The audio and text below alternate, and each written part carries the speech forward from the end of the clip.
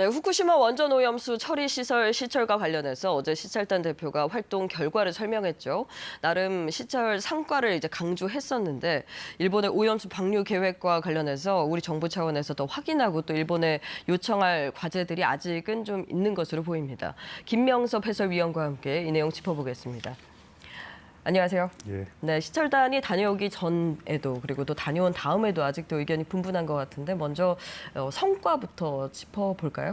성과는 그 시찰 단장인 유국희 원자력 안전위원회 위원장이 방사능 오염 원수 시료를 채취한 것을 성과로 꼽았습니다. 네. 무슨 얘기냐면요, 이 원수 시료를 다핵종 제거 설비, 알프스라고 하는데 거기서 처리된 시료하고 비교를 하면은 그 방사능이 얼만큼 제거되고 있는지 그 효율을 충분히 알 수 있다는 거죠. 네. 그리고 이제 오염수 처리수를 저장 탱크에 모아놓는데 그 저장 탱크도 이제 저희들이 둘러봤고요.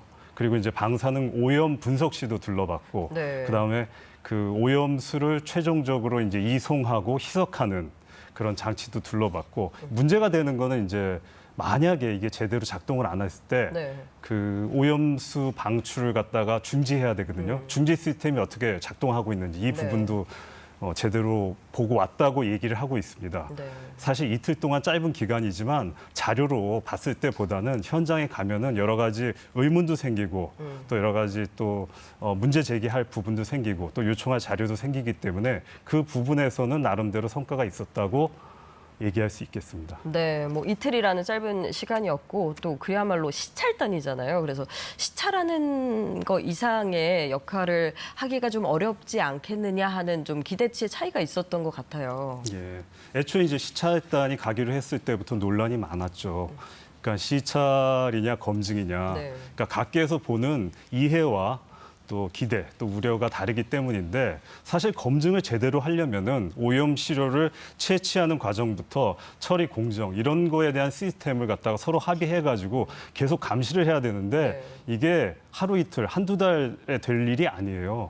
사실 이 검증 작업을 제대로 하는 거는 이제 국제 원자력 기구 IAEA가 하고 있는데 이번 달에 최종 보고서를 내기로 했죠. 네. 그 최종 보고서에 따라 가지고 최종 방류가 이제 결정될 것 같은데 우리 시찰단은 그 오염수 방류를 판단하는 그 평가와 관련해서는 그 명확하게 언제 발표하겠다 이렇게 시점을 못 박지는 않았습니다. 아마도 IAEA의 최종 보고서가 나오고 난 뒤에 종합적으로 그 결과를 보고 발표를 하지 않을까 이런 생각이 듭니다. 네.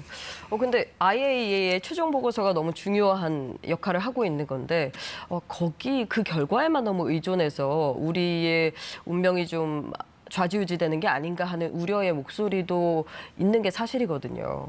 그러니까 IAEA의 최종 보고서가 나오면은 문제가 없다라고 하면은 일본은 자기네들은 방류를 하겠다고 이렇게 발표를 한 상황이거든요. 우리나라가 사실 개입할 여지가 별로 없어요. 근데 문제는 뭐냐면 이 IAEA의 과학적이라는 분석이 사실 모든 면에서 다 검증이 가능한 건 아니거든요.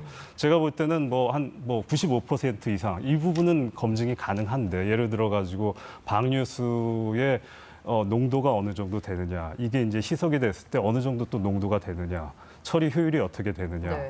그 다음에 이제 최종적으로 이 방류수가 해류를 타고 돌고 돌아가지고 우리나라 근해에 왔을 때 방사능 수치가 어느 정도 올라갈 수 있느냐, 이런 것들은 충분히 검증 가능하고 예측이 됩니다. 그런데 오염수의 방사능이 생물에 축적돼 가지고 그게 먹이 사슬을 타고 인체에게 노출이 됐을 때, 그것도 장기간에 노출됐을 때는 그게 어떤 식으로 영향을 미칠지는 아직 불확실한 부분이 많습니다. 이걸 알 수가 없는 그런 생물화학적 분석이라고 하는데, 그러니까 물리화학적 분석은 그 모델링이 가능해요. 근데 이건 그 생물화학적 분석은 일단 사고가 난 다음에 그 오염이 노출되고 난 다음에 장기간에 그 결과를 보고 분석을 할 수 있는 거기 때문에 이것 때문에 이제 그 오염수 방류를 반대하는 전문가들이 이것 때문에 이제 함부로 방류해서는 안 된다 이렇게 얘기를 하고 있는 거죠. 네, 우리가 그 모든 결과와 변수를 다 예측할 수 없는 상황이기 때문에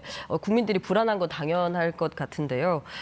그렇게 따지면 이제 최종 보고서가 만약에 이번 달에 나온다고 하면 시간이 많지 않은 걸 수도 있지 않습니까? 그러면은 저희가 일본 정부에 뭔가 요구해야 할 거라든지 아니면은 같이 협력해 나가야 될 보완 사항이 더 있을까요?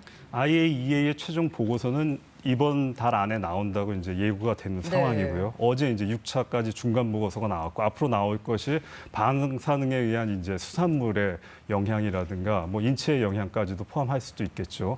그래서 이런 부분에 대해서 우리 정부와 여당이 과학적이라는 수사를 많이 사용해요.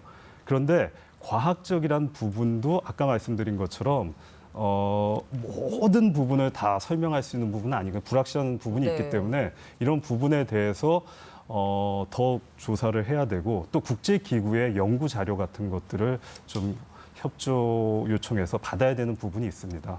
그러니까 일본과의 외교 관계 분명히 중요합니다. 그런데 우리나라 국민의 건강과 관련되고 이에 대한 이제 우려와 관심이 높아지고 있기 때문에 우리나라가 이번 시찰과 같이 상시적으로 오염수 처리 시설을 시찰하고 또 감시할 수 있는 시스템을 구축할 수 있도록 일본 정부에 계속적으로 끊임없이 요청해야 합니다. 네, 안전과 건강은 이제 타협할 수 없는 거잖아요. 국민적인 관심이 계속 돼야 할 것 같습니다. 오늘 말씀 고맙습니다.